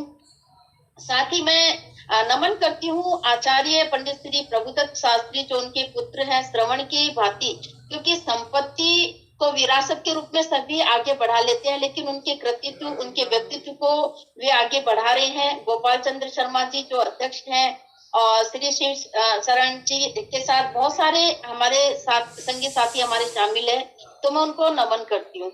और मैं अपने मूल वक्तव्य पर आती हूँ कि चूंकि मैं झुंझुनू रहवासी हूँ और बावड़िया बाबा के बारे में मैं खुद क्या महसूस करती हूँ वो मैं ज्यादा बताना चाहूंगी कि आज उनकी जो जन्म स्थली है बुगाला, विद्या स्थली है नवलगढ़, तपोस्थली है गुड्डागोड़ जी और समाधि स्थली है चिड़ावा। इसके बाद खेतड़ी, पिलानी, मुकनगढ़, बासा, घोड़ीवारा, बास नानक, कुचामन, कोलकाता, हैदराबाद, अहमदाबाद, ग्वालियर, सूरत, मुंबई इत्यादि में जो बावलिया बाबा के मंदिर बने और उस मंदिर के माध्यम से जो सेवा कार्य हुए, आपको आश्चर्य हुआ कि 2 से 2.5 साल का जो कोविड का जो भयावह दौर रहा और उस भयावह दौर में सेवा का जो एक साक्षी रूप, जैसे सेवा का साक्षी रूप, एक तो हम कहते हैं कि सेवा करनी चाहिए और एक हम सेवा करने के माध्यम से अपने जीवन रूप को एक जिए, तो वो हमें बावलिया बाबा की जितनी भी कमेटियां बनी, जितनी भी समितियां बनी और खुद जो चिड़ावा जगह जगह इस कार्य क्षेत्र में आगे रहा, तो ये एक अपने आप में उदाहरण पेश करता है कि किस तरह एक व्यक्ति जीव बनता है और जीव से शिव की यात्रा जी लेता है। आज बुगाला स्थित जो बावलिया बाबा की जो पैतृक हवेली है और जिसका संचालन बाबा मेमोरियल ट्रस्ट मुंबई से किया जा रहा है, वहां लोगों की जिज्ञासा आना, यानी हम उस अघोरी तत्व के प्रति एक हमारा आकर्षण कि जहां हम ये कहते हैं ये करना चाहिए, वो आचरण योग्य है या उस आचरण योग्य यह नहीं है। बावलिया बाबा का एक सीधा सा संदेश है, एक सीधी सी सीख है कि अगर एक मंत्र को ही साध लिया जाए, एक मंत्र को ही साध लिया जाए तो जीवन में जीते जी परम ब्रह्म को प्राप्त किया जा सकता है। यानी हमें विभिन्न मार्गों की ओर भटकना नहीं पड़ेगा, यानी एक चिड़ावा से बाहर कदम नहीं रखना, यानी चिड़ावा में रहकर ही, तो ये अपने आप में एक सीख देता है कि हम इधर उधर भटक रहे हैं। मनुष्य शरीर भटकता रहता है, जीवन पर्यंत भटकता रहता है। हमें यहाँ सुकून नहीं मिला, हम उस मंदिर गए, हम उस जगह हमें ज्ञान की प्राप्ति नहीं हुई, हम उस देवरे गए। यानी उसने जो एक यायावार मनुष्य की जो भटकाव की प्रवृत्ति है, बावलिया बाबा की अगर हम शिक्षा को ग्रहण करते हैं, हम समझते हैं या बावलिया बाबा के महात्म्य तक हम पहुंचते हैं, तो हम महसूस करते हैं कि एक जगह रहकर भी हम परम ब्रह्म को भी प्राप्त कर सकते हैं। आज तंत्र विद्या से शब्द परम ब्रह्म, जो मंत्र साधना, कुंडली जागरण, पराशक्ति, सामान्य भाषा में देखा जाए एक ही जगह व्यक्ति तपस्या कर शिव को प्राप्त कर लेता है, अंतर्निहित चेतना को जागृत कर लेता है। और अंतर्निहित चेतना को जागरण करना ही देवी की उपासना, देवी के आदेश से शिव की उपासना, शरीर की चेतना को खोकर आत्मा की चेतना को प्राप्त करना, यानी ब्रह्म तत्व को प्राप्त कर लेना। जैसे उन्हें नहीं पता कि शरीर के किस पार्ट पर हाथ लगाना है, क्या नहीं लगाना है, वे हर क्षेत्र में परम ब्रह्म को धारण कर सकते हैं, देख सकते हैं। और तो और उनके जो शब्द हैं उसमें भी ब्रह्म का विकास हो जाता है। शिव जी के 5 रूपों की चर्चा हुई, इस पर मैं ज्यादा विस्तार से कुछ नहीं कहूंगी कि जो शब्द ज्ञान पंडितों ने सीखा, शिव जी के 5 रूप में अलग अलग रूपों में अलग अलग रूपों के चमत्कारिक व्यक्तित्व हैं। और उसी क्रम में हम बात करते हैं कि पंडितों ने जो शब्दों में सीखा, हमारे बावड़िया बाबा ने उन शब्दों को जिया। कहते हैं कि पंडित जी जो बोल रहे हैं उनमें कोई चमत्कार नहीं है, लेकिन बावड़िया बाबा जो बोल रहे हैं उनमें चमत्कार है। क्यों? क्योंकि उन्होंने अपने शरीर से परे अंतर मन की चेतना को जागृत किया। और देखा जाए आत्मभूत चेतना को जागृत करना ही, या परा चेतना को जागृत करना, या मेटाफिजिक्स की हम बात कर सकते हैं कि उन्होंने एक आस को ही विश्वास बना लिया, और एक आस को विश्वास बना लिया तो वे अपने आप को प्रूव भी कर पाए। देखा जाए एक आस और विश्वास, मैं बावलिया बाबा के संदर्भ में कहूंगी कि आस एक विश्वास बावलिया जी जो कि बिरला जी ने दिखाई। कहने को चिड़ावा में और भी पंडित थे, जैसे नवलगढ़, मुकुंदगढ़ और भी सेठों की बात चली, लेकिन बात जैसे उन्होंने एक नीला कपड़ा हटा लिया, बोल मैं वहां विदेश से नीला कपड़ा लाया हूँ, हटा लिया, उसके संदर्भ में मैं कहूंगी कि आस एक विश्वास बावलिया जी की दूसरी आशा छोड़ दे। नाता एक विश्वास का दूसरा विश्वास छोड़ दे, कि बिरला जी ने अंत समय तक उनसे विश्वास नहीं खोया। जब उन्होंने विश्वास नहीं खोया तो अपने आप को प्रूव भी करके दिखाया। अब उनको आदेश दिया गया कि आपको करनी चलानी है, यानी काम आपको करना है, और उस काम का और उसके व्यवहार का आपको निभाना है।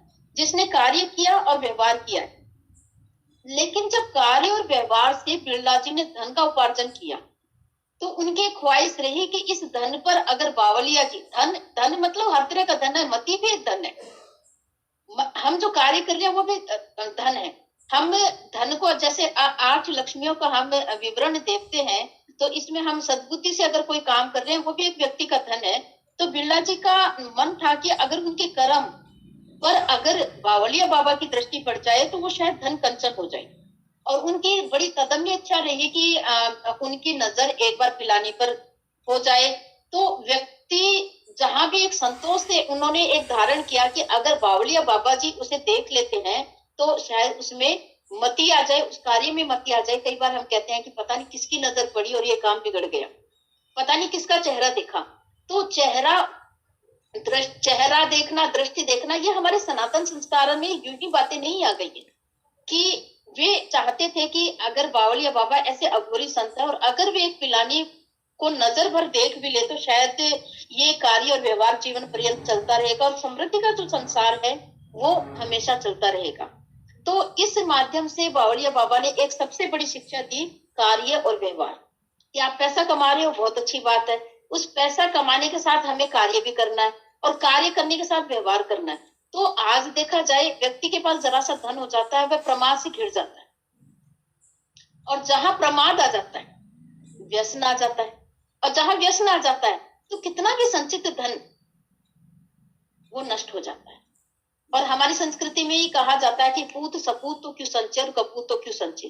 तो बावलिया बाबा जी की जो शिक्षा की हम बात करते हैं कि उन्होंने कार्य व्यवहार के माध्यम से उन्होंने ये कहा कि हमें कार्य निरंतर, यानी कार्य की निरंतरता बनाए रखनी है, और निरंतरता कार्य की बनी रहेगी तो व्यवहार यानी समुचित व्यवहार में हम व्यापार की बात कर रहे हैं कि इसमें बिजनेस की तरह, यानी कि हम जो सदगति वाला व्यवहार कहेंगे, यानी जो बीज जितना पवित्र होगा उसका फल भी उतना पवित्र होगा। और शायद इसीलिए भारतवर्ष में बिरला जी का बहुत बड़ा नाम आता है। आज हमें बहुत गर्व है कि शेखावाटी में जब आध्यात्मिकता की बात आती है और संत और मंदिर विद्वानों की बात चलती है, और उसमें परमहंस गणेश नारायण बावलिया बाबा का नाम बड़े गर्व से लिया जाता है, जिन्होंने बाल्यकाल से ही तपस्या की, भक्ति के बल पर उन्होंने अपनी इतनी योग्यता अर्जित कर ली।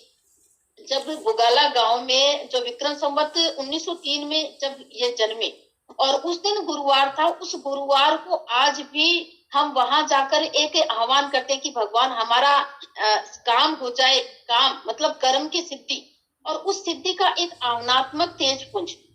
मैं ये नहीं कह रही कि चमत्कार हो गया, वो काम हो गया, ये हो गया, भाग्यवादी नहीं, कर्मवादी सिद्धांत की बात कर रही हूँ कि वहां गुरुवार को जाकर लोग आज भी पूजा करते हैं, और वहां की जो भीड़, वहां की मतलब एक मांग, भगवान के आगे जो आस मांगने की जो प्रवृत्ति है वो हमें निसंदेह एक कर्म की ओर प्रवृत्त करती है कि हमें काम करना है, और उस कर्म करने वाले व्यक्ति को कहीं भी हार नहीं माननी है। और आज भी चिड़ावा ही नहीं, दूर दूर तक के बहुत सारे लोग ऐसे हैं कि गणेश नारायण जी की पूजा करके ही अपने जो दैनिक जो काम होते हैं, कार्य व्यवहार होते हैं, वो पूरा करते हैं।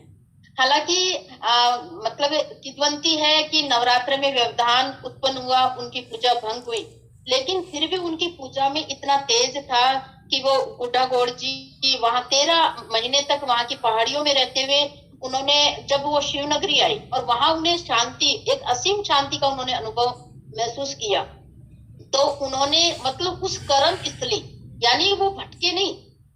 वो जैसे एक व्यक्ति में प्रवृत्ति होती है कि मेरे को शांति नहीं मिली, मैं भटकता रहूंगा, तो वो भटके नहीं। फिर कई प्रलोभन भी आए होंगे उनके जीवन में, कई आकर्षण भी होंगे, कई भक्तों के दबाव भी रहे होंगे, कई लोगों ने भी कहा होगा कि नहीं एक बार आप इधर आए या उधर आए।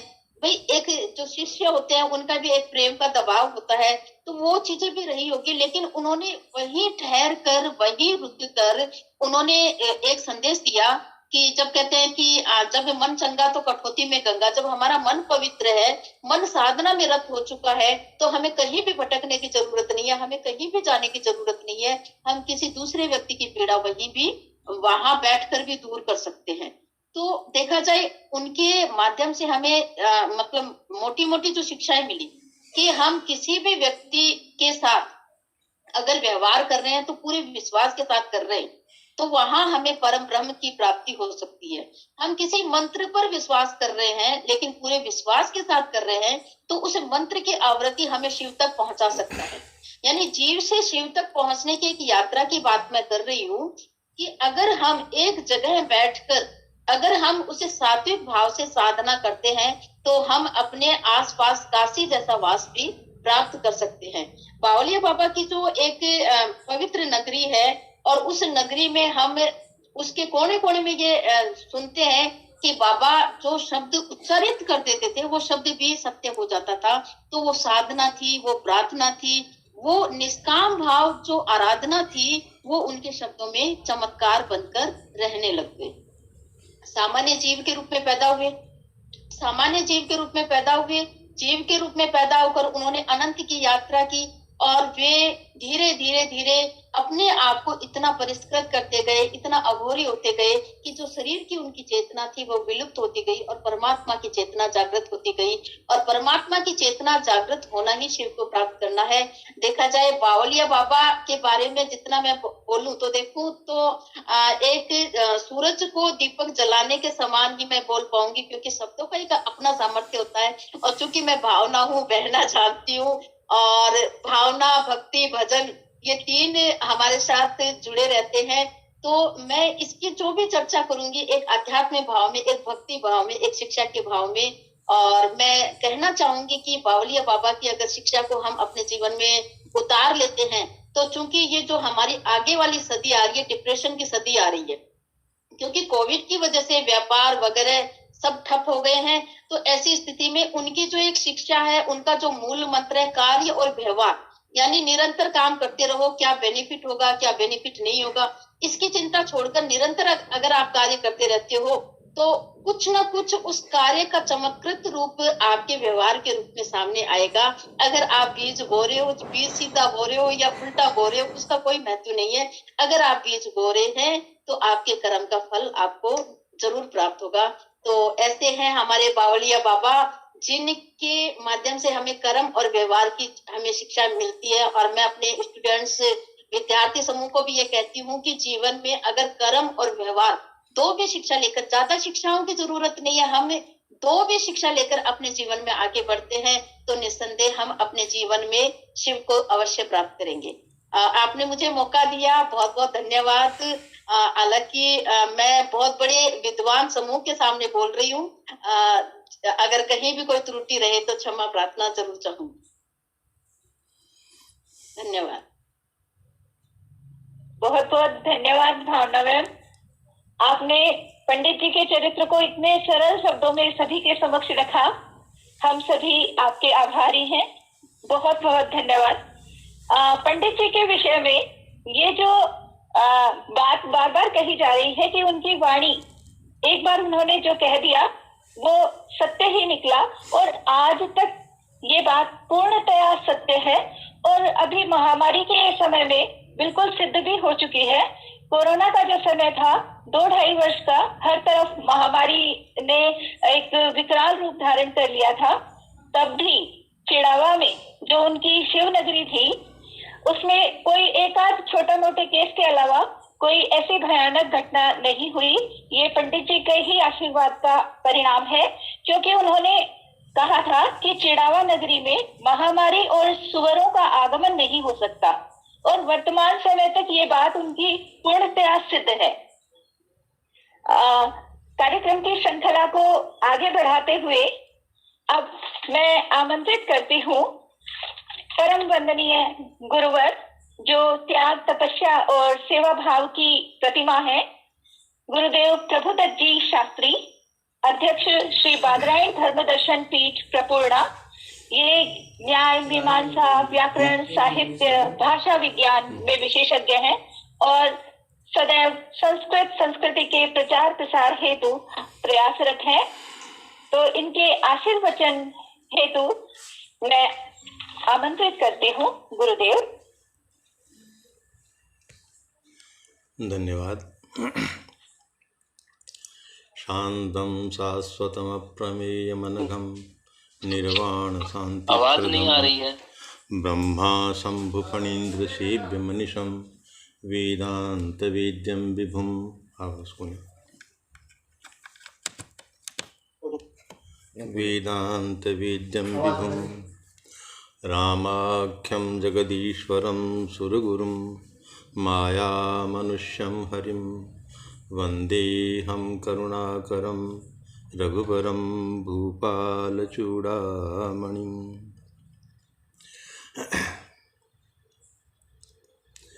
यं शैवः समुपासते शिव इति ब्रह्मेति वेदान्तिनो बौद्धा बुद्ध इति प्रमाणपटवः कर्तेति नैयायिकाः अर्हन्नित्यथ जैनशासनरता कर्मेति मीमांसका सोऽयं नो विदधातु वाञ्छितफलं त्रैलोक्यनाथो हरिः। नमः सभाभ्यः सभापतिभ्यश्च।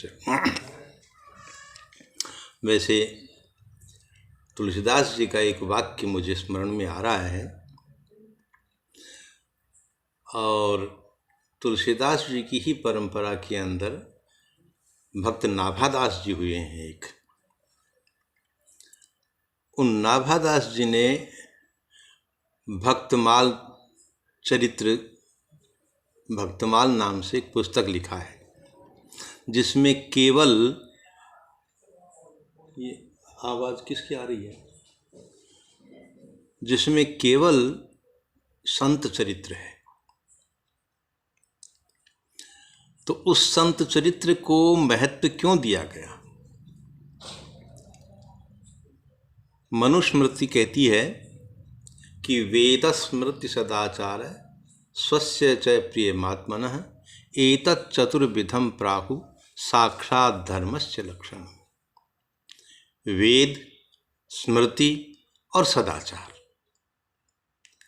सदाचार का ज्ञान जो है वो हमें, सदाचार का मतलब है सताम आचार है, सज्जनों का जो आचार, यानी संतों का जो आचरण है वही सदाचार कहलाता है।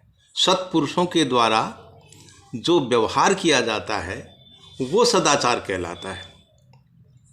इसलिए जीवन में भक्त नाभादास जी ने और हम सबको ये प्रेरणा देने के लिए भक्त चरित्र लिखा, भक्तमाल। उसमें पहला पद्य है कि भक्त भक्ति भगवंत गुरु, भक्त भक्ति भगवंत गुरु चतुर नाम बपु एक, इनके पद सुमिरन किए और नासहि विघ्न अनेक। ये उनका पहला पद्य है। नाभादास जी कहते हैं कि मैंने ये क्यों किया, तो कहते हैं कि गुरु की आज्ञा से कि भक्तन को गुण गाओ भव सागर से तरण को नाहु न कोर उपाव। मेरे गुरु ने बताया कि इस संसार सागर से यानी आत्मज्ञान प्राप्ति के लिए और भक्तों का चरित्र जो है वो हमें सुनना चाहिए, कहना चाहिए। इसके अलावा संसार से पार करने का कोई साधन नहीं है। अब मैं महात्मा जी श्री गणेश नारायण जी का स्मरण करते हुए और उन्होंने जो मेरी प्रज्ञा में जो कुछ बात जागृत की वो मैं आप लोगों से निवेदन कर रहा हूँ। वो अघोर पंथ के थे, उनके बारे में सब कुछ जो है आप लोग सुन चुके हैं। अघोर पंथ का मतलब क्या है?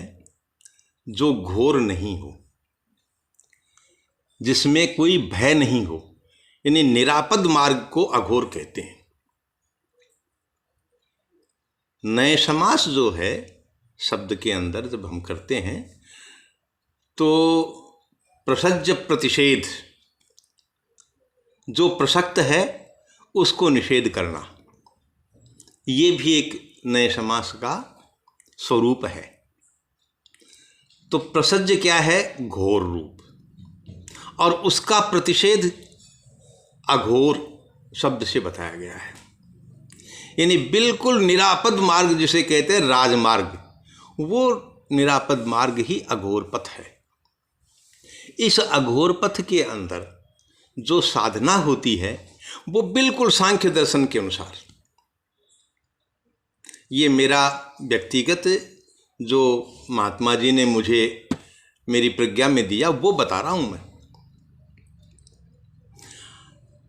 तो व्यक्ति जो है वो क्या है? व्यनक्ति, यानी अपने आप को व्यक्त करे, वो व्यक्ति है, यानी स्पष्टता व्यक्ति है। व्यंजनम व्यक्ति है। तो व्यक्ति के 25 वर्ण हैं। व्यंजन जो हैं वो हमारे कु, चू, टू, तू और पू, यानी कवर्ग, चवर्ग, टवर्ग, तवर्ग और पवर्ग। तो पहला वर्ण कै है और अंतिम वर्ण मैं है। तो 24 वर्ण जो रहे 25 में से, ये तो प्रकृति है, और अंतिम जो मैं वर्ण है वो जीवात्मा है। ये जो 24 वर्ण हैं प्रकृति के स्वरूप, इनमें उनकी साधना का देखो, मैंने सुना अभी कि डे डे बोलते थे वो। तो डे का मतलब समझ रहे हैं? मैं जहाँ तक उनके प्रेरणा से या उनके आशीर्वाद से जो मैंने समझा है वो निवेदन कर रहा हूँ। कु 5, चू 5 और टू 5, इनमें 5 में से तीसरा वर्ण डे है। टे, ठे, डे तीसरा वर्ण है। इससे पहले 10 वर्ण चले गए। ये 10 वर्ण जो हैं वो और 3 वर्ण मिलकर के 13 की संख्या होती है। 13 की संख्या जो है वो आभ्यंतर कर्ण माने गए हैं, जिससे हमें ज्ञान और भोग की प्राप्ति होती है। कर्ण के माध्यम से ही हमें ज्ञान की प्राप्ति होती है और भोग की प्राप्ति होती है। तो कर्ण 2 प्रकार के हैं, आभ्यंतर और बाह्य। तो दोनों आभ्यंतर और बाह्य, आभ्यंतर कर्ण 3 है और बाह्य कर्ण 10 हैं। ज्ञानेंद्रियां जो हैं वो बाह्य कर्ण हैं और कर्मेंद्रियां हैं वो बाह्य कर्ण हैं। तो ज्ञान और कर्म, ये दोनों प्रकार की जो 5-5 इंद्रियां हमारे शरीर को मिली हुई हैं, ये सूक्ष्म शरीर में भी रहती हैं और स्थूल शरीर में भी रहती हैं। और ये तीनों जो अंतःकरण चतुष्टय भी बोलते हैं, और सांख्य इनको 3 के रूप में ही मानता है, बुद्धि, मन और अहंकार। तो इस तरह से ये 3 आभ्यंतर करण और 10 जो हैं वो बाह्य करण है। ये सब जो मिलकर के हमें ज्ञान और भोग की प्राप्ति कराते हैं। तो बाबा जी जो हैं वो डे का उच्चारण, डे की जो सिद्धि मैंने सुनी, तो डे वर्ण का तात्पर्य यहाँ ये है कि अपने अंतःकरण और बाह्यकरण दोनों को आप जब तक अपने अधीन नहीं कर लेते, मैं के अधीन नहीं कर लेते, तब तक कोई भी चीज़ अपने बस में नहीं आ सकती। और जब ये अंतःकरण हमारे और इंद्रियां जो हैं हमारे, हम बस में हो जाते हैं, यानी अधीन हो जाते हैं, तो ही हम जो है इंद्र बनते हैं। जब इंद्रियां बाह्यकरण जो हैं वो अधीन हो गए तो आप देवराज इंद्र बन गए। अब इंद्र क्या है? वो मन है, मन एव इंद्र है। मन ही इंद्र का रूप है। इसीलिए एकादश इंद्रियां भी कहते हैं। 10 इंद्रियां तो ये हैं ही, और मन जो है 11वीं इंद्रिय है। तो ये जो अंतःकरण हैं, इन अंतःकरणों के माध्यम से और सूक्ष्म शरीर जो हमारा है वो हमारे इस स्थूल शरीर से पहले ही प्राप्त हो जाता है। ऐसा सबके लिए स्थूल शरीर सबका है, और सूक्ष्म शरीर तो सबका सबसे पहले से ही है। वो नित्य तो नहीं है, लेकिन अनित्य भी नहीं है। जब तक हम ये अहंकार से युक्त रहेंगे, यानी अंतःकरणों से युक्त रहेंगे, तब तक हमारा सूक्ष्म शरीर हमारे साथ में रहेगा। तो ये जो सूक्ष्म शरीर है, इसकी साधना ही वास्तव में, चाहे वो प्रकृति को अपने अधीन करें, लेकिन प्रकृति जो है महत् तत्व, वो तो स्वतंत्र है। उस महत् तत्व की साधना ही महाकाली कहेगी या भगवान की कहें, कोई भी चीज़ कहें, ये प्रकृति साधना भी ईश्वरीय साधना ही है। ये अघोर पंथ है कि हम जो है केवल हमारे अंतःकरणों के उसमें डुलाव में न आए, बल्कि उनको अपने अधीन करें, तो हम प्रकृति की पूरी साधना कर चुके हैं। और जब प्रकृति की पूरी साधना हो गई तो व्यक्ति का बोला हुआ हर वाक्य, हर वर्ण जो है वो सार्थक होता है। वेद के लिए मैंने कहीं पढ़ा था कि पाश्चात्यों ने गडरिये के गीत बताए। ये पाश्चात्यों ने नहीं कहा है, बल्कि हमारे बहुत प्राचीन जो व्यक्ति हैं उन लोगों ने भी कहा है कि निरर्थकः वेद मंत्रः, वेद मंत्र निरर्थक हैं। तो यहाँ तो हम संस्कृत संवर्धन की बात कर रहे हैं। मैं जो बोल रहा हूँ वो वेद के मंत्र के विरुद्ध बोल गया, ऐसा नहीं है। निरर्थकः वेद मंत्र का अर्थ जो है वो ये है कि वेद मंत्र कर्ण के माध्यम से सार्थक हैं, यानी उनका विनियोग होना चाहिए। बिना विनियोग के और सारी चीज निरर्थक हैं। बिना संकल्प के कोई भी कार्य आप पूरा नहीं कर सकते। इसलिए संकल्प और विकल्प, इन दो का जनक जो मन है, इस मन को, और महात्मा जी ने बताया अपने चरित्र से, पंडित श्री गणेश नारायण जी ने, कि मन को आप अपने अधीन कर लीजिए, ताकि बाह्य करण आपके जो हैं वो अधीन हो जाएंगे, और अधीन होते ही आभ्यंतर करणों से आपको भूत भविष्यत वर्तमान तीनों कालों का हस्तामलकवत, जैसे हाथ में कोई चीज़ हथेली में रखी हो और उसको हम पूरी तरह से देख सकते हैं, ठीक उसी प्रकार से भूत भविष्यत वर्तमान को इन आभ्यंतर करणों के माध्यम से हम जान सकते हैं। लेकिन तभी वो आभ्यंतर करण हमारे नज़दीक में, हमारे साथ में, हमारे अधीन में तब होंगे जब हम बाह्य करणों को अपने अधीन कर लेते हैं, मन को अपने अधीन कर लेते हैं। तो ये महात्मा जी के संदर्भ में और उनकी ही प्रेरणा से मैंने आप लोगों को और बताया जो मेरी बुद्धि में आया। वो कृष्णाय वासुदेवाय हरये परमात्मने प्रणतः क्लेशनाशाय गोविंदाय वयं नुमः प्रपन्न पारिजाताय स्तोत्रवेत्रैकपाणये ज्ञानमुद्राय कृष्णाय गीतामृतदुहे नमः। बहुत बहुत धन्यवाद गुरुदेव।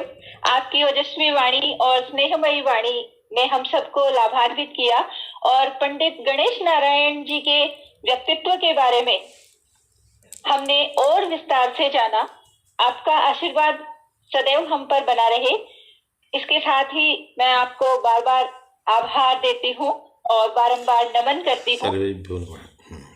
कार्यक्रम के श्रृंखला को आगे बढ़ाते हुए अब मैं आमंत्रित करना चाहूंगी, हंस जी आमंत्रित हैं।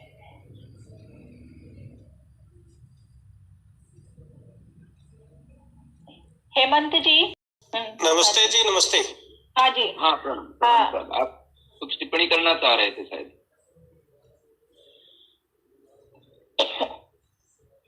बहुत बहुत धन्यवाद श्रद्धेय गुरुदेव श्रीमान प्रभुदत्त जी का, श्रद्धेय राजेंद्र प्रसाद जी का एवं समस्त आयोजक साथियों का। मुझे बड़ी प्रसन्नता हुई इस प्रकार का कार्यक्रम आयोजन किया गया। मैं कार्यक्रम में विलंब से जुड़ा, लेकिन जितना जुड़ पाया, जितना सुन पाया, अपने आप को गौरवान्वित महसूस करता हूँ। पंडित बावलिया बाबा के स्थान पर कई बार मुझे जाने का सुअवसर प्राप्त हुआ। आपके मुखारविंद से आज जो सुना, वास्तव में अपने आप को अद्यतन कर पाया हूँ। मेरा निवेदन, आगे भी कभी गोष्ठी हो तो मुझे सूचना सही समय पर मिल जाए तो मैं जरूर आगे की गोष्ठियों में सक्रिय रूप से भाग लेने का प्रयास करूंगा। गोष्ठी बड़ी अच्छी है, शोधपरक चीजें श्रद्धेय गुरुदेव राजेंद्र प्रसाद जी ने बताया, बड़ा ज्ञानवर्धक चीजें हैं। मैडम ने बताई, श्रद्धेय प्रभुदत्त जी गुरु जी ने बताया। ये करूंगा कि आगे जो भी मुझे समय रहते जानकारी मिलेगी, मैं जरूर विषय के साथ उपस्थित होऊंगा। आप सबको बहुत बहुत धन्यवाद। जय हिंद, जय भारत। सुंदरम। धन्यवाद सर आपका। धन्यवाद।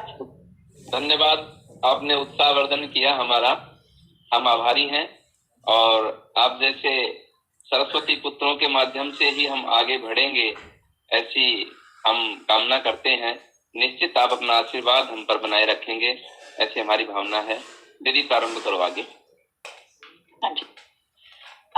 अब मैं कार्यक्रम को अनवरत जारी रखते हुए आमंत्रित करती हूँ संस्थान के निदेशक महोदय माननीय गुरुदेव श्रीमान शिवशरण नाथ जी त्रिपाठी महोदय को, कि वो अपना मार्गदर्शन जो संस्थान को निरंतर देते रहे हैं, उन्हें आगे भी यूं ही अनवरत बनाए रखें और अपने आशीर्वाद वचन हमें लाभान्वित करें। आशीर्वाद वचनों से आमंत्रित है गुरुदेव। कृष्णाय वासुदेवाय हरये परमात्मने प्रणतः क्लेशनाशाय गोविंदाय नमो नमः। आज के इस कार्यक्रम में और बड़ा ही दिव्य कार्यक्रम हुआ है। इसमें पधारे हुए सभी विद्वज्जनों को सादर नमस्कार करता हूँ, प्रणाम करता हूँ। तो ये श्रृंखला बहुत ही सुंदर प्रारंभ की है और ये संतों की परंपरा का और इस प्रकार से उस पर चिंतन करना, मनन करना और उस सन्मार्ग पर चलने को तत्पर होना, जब उनका स्मरण करते हैं तो निश्चित ये प्रेरणा मिलती है कि हमारे जीवन का उद्देश्य केवल आहार, निद्रा, भय और मैथुनी नहीं है, इसके आगे भी है। इस शरीर से आगे जहां से हमारा आगमन हुआ है और जहां हमें जाना है, या कहीं आना जाना नहीं है, जो भी इसका रहस्य है, उस रहस्य की खोज में हमें लगना चाहिए। इन संतों का स्मरण करते हुए और उनके चरित्र को बार बार हृदयंगम करके उनकी उनका जो साधना पथ रहा है, कहीं न कहीं हमें एक हमारा मार्ग प्रशस्त करेगा।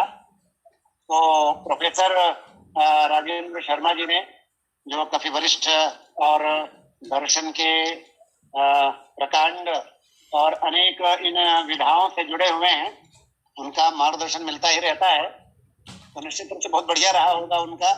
और मैडम भावना जी ने भी अच्छा बताया होगा। अभी गुरु जी का और जो अंत में भी आ रहा था पंडित प्रोफेसर शर्मा जी का, उनका प्रवचन मैंने सुना है, जो सांख्य दर्शन का आश्रय लेकर के और बावरिया बाबा जी का जो उन्होंने एक समन्वय स्थापित करते हुए बताया है कि ये अंतःकरण, बाह्य और आभ्यंतर जो करण है, और इनके बाद हमारी जो ये वर्णमाला में से टू और टू टवर्ग का तीसरा, और इस प्रकार से जोड़ करके समन्वय स्थापित किया है, तो निश्चय एक नई दृष्टि को और हमने सुना है। और इसी प्रकार से हमारे जो कार्यक्रम है ऐसे ही चलते रहें, और जैसा ये योजना बनाई गई है कि प्रत्येक रविवार या शनिवार के सायंकाल किसी ऐसे महापुरुष के चरित्र को हम बार बार हृदयंगम करें, उस पर चिंतन करें, तो निश्चित ही हम केवल अपने और भौतिक संसार में कार्य करते हुए भी और हमारा जो परम लक्ष्य है उसकी ओर अग्रसर हो सकेंगे। इसी भावना के साथ परमात्मा का स्मरण प्रणाम करते हुए और हमारे परम गुरुदेव जिनकी स्मृति में और ये सारे कार्यक्रम संपन्न हो पा रहे हैं, पंडित बद्री प्रसाद जी गुरु जी, तो उनका तो पुण्य स्मरण ही और हमारी भावनाओं को पवित्र कर देता है। उनका आशीर्वाद हमें मिल ही रहा है, और उनके और इस जो अपना ये बादरायण धर्मपीठ है, इसके अध्यक्ष पद पर विराजमान जो गुरु जी हैं, उनका मार्गदर्शन हमें मिल रहा है, तो हम निश्चित ही अपने इस कार्य में सफल होंगे कि संस्कृत और संस्कृति का संवर्धन ये अनवरत होता रहे। इन्हीं शब्दों के साथ पुनः सभी को प्रणाम करते हुए, और मदन मोहन जो इतने उत्साह से, और पूरी इनकी टीम, हम तो खाली साइड में रहते हैं, नाम आप लोग लिख देते हैं, कार्य तो यही लोग करते हैं, और वही कहते हैं करने वाला परमात्मा है कि करे ही कराव ही आप सब और जन ही बढ़ाई दें। तो सभी विद्वत जनों को पुनः प्रणाम, नमस्कार, और मुझे अवसर दिया उसके लिए आभार, बहुत बहुत धन्यवाद, नमस्कार। बहुत बहुत धन्यवाद गुरुदेव, आपके अमूल्य विचारों से हम सभी लाभान्वित हुए, और ये संस्थान निरंतर अपने उद्देश्य की ओर आपके निर्देशन में आगे बढ़ रहा है। इस हेतु आपको पुनः पुनः आभार और अभिनंदन। अब मैं एक मुख्य बात आप सभी लोगों के साथ साझा करना चाहूंगी कि आज बहुत सारे लोग इस संस्थान से नए जुड़े हैं, तो अगर वो संस्थान के विषय में और ज्यादा जानकारी प्राप्त करना चाहते हो तो कमेंट बॉक्स में कृपया अपना नाम और मोबाइल नंबर अवश्य मैसेज करें। कार्यक्रम की समाप्ति के बाद आपसे संपर्क अवश्य किया जाएगा। अब चूंकि समय अविरल गति से बह रहा है, तो मैं आमंत्रित करती हूँ संस्थान के अध्यक्ष महोदय, जो कि विद्वत शिरोमणि हैं और संस्कृत के विषय में बहुत अच्छे जानकार हैं, श्रीमान गोपाल चंद्र जी शर्मा, जो कि संस्थान के अध्यक्ष पद को शोभायमान कर रहे हैं, आमंत्रित हैं कि वो हमें सभी को अपने आशीर्वचनों से लाभान्वित करें और पधारे हुए सभी अतिथि गणों का धन्यवाद ज्ञापन करें। अध्यक्ष महोदय श्रीमान गोपाल चंद्र जी शर्मा।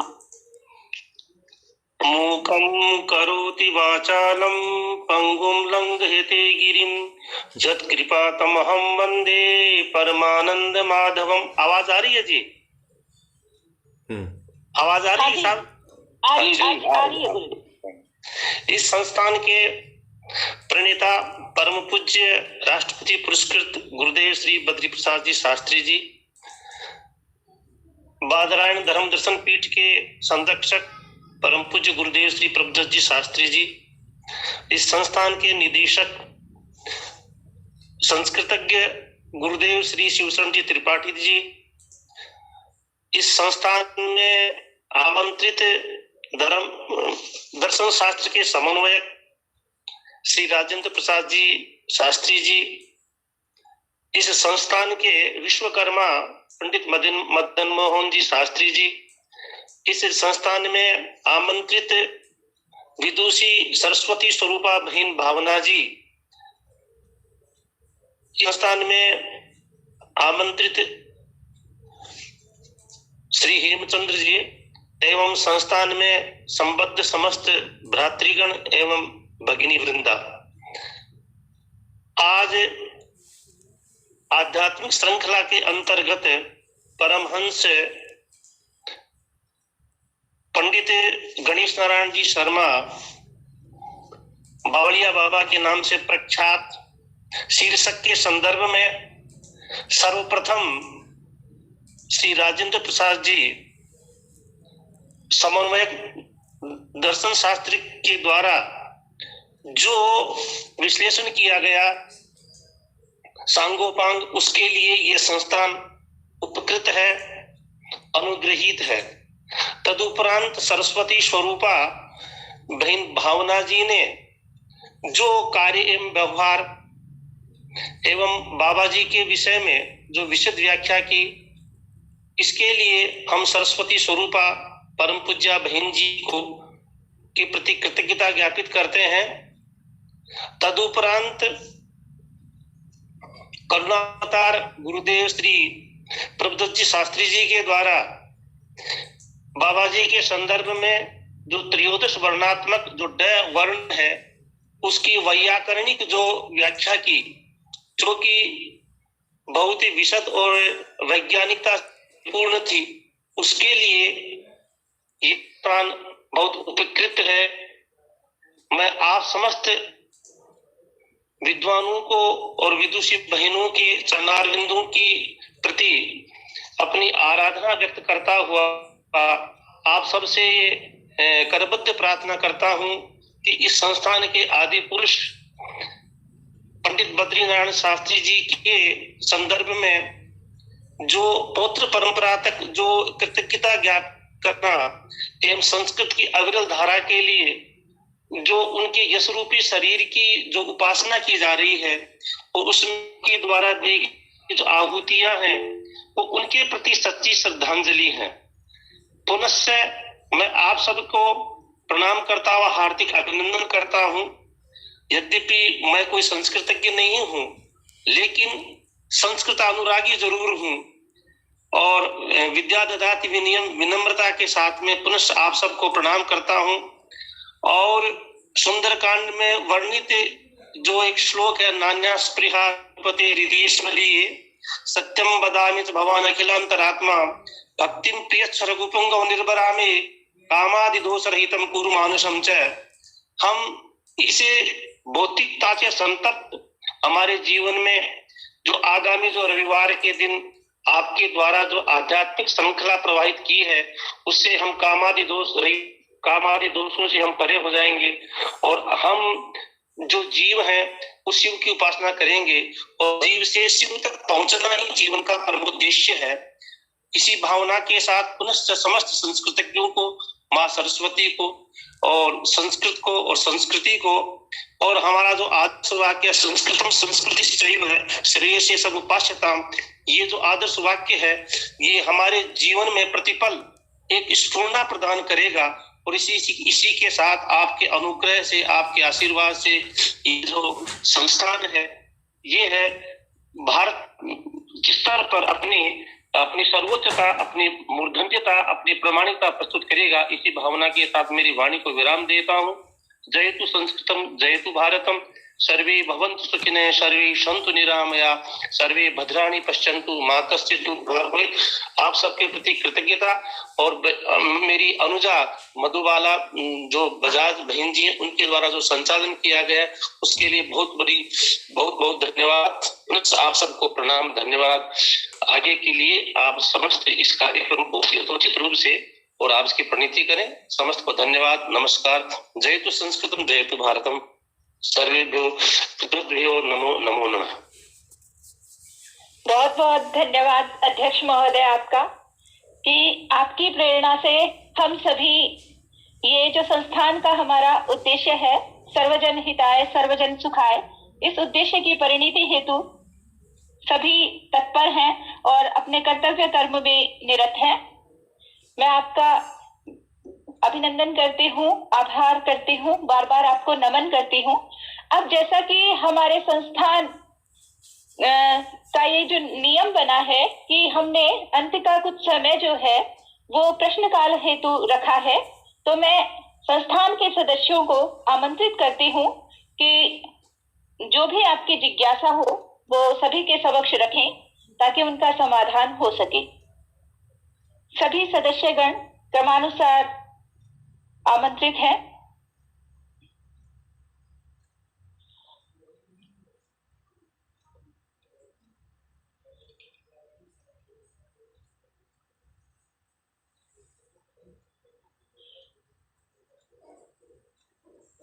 शायद किसी की जिज्ञासा नहीं है, तो मैं अब अध्यक्ष महोदय से कार्यक्रम के समापन की अनुमति चाहती हूँ कि वो कार्यक्रम के समापन की उद्घोषणा करें। आप अनुमत हैं और आप इसके लिए है ना, और समापन की घोषणा करें आपकी श्रीमुख से। बहन जी बहुत बहुत धन्यवाद गुरुदेव। अब आज के कार्यक्रम में हमने पंडित गणेश नारायण जी के बारे में बहुत विस्तार से जाना।